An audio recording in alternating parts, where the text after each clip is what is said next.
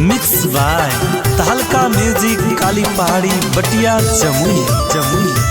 सखी रे पिया रही बना रोजे किया रामा लगबो रे।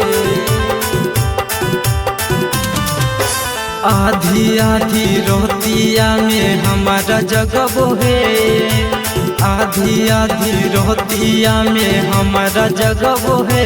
सखी रे पिया रही बना रोजे किया रामा लगबो है।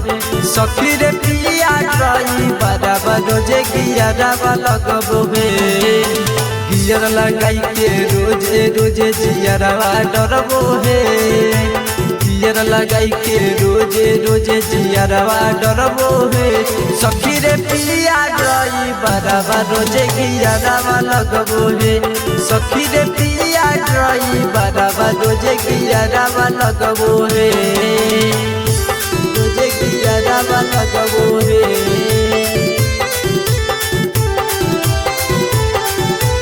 Music by Amit Gupta. सखी रे पिया रही बना रोजे गियरवा लगबो है।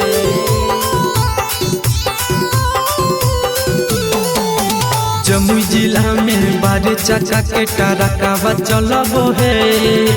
गया जिला में बारे चाचा के टरकावा चलबो है। सखी रे पिया रही बना रोजे गियरवा लगबो है। सखी रे पिया रही बना रोजे गियरवा लगबो है। रोजे गियरवा लगबो है। Music by Amit Gupta. सखी रे पिया रही बना रोजे गियरवा लगबो है।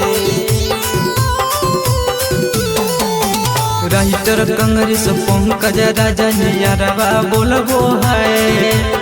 ओ नीति से रोजे रोजे नियरवा बोलबो है। सखी रे पिया रही बना रोजे गियरवा लगबो है।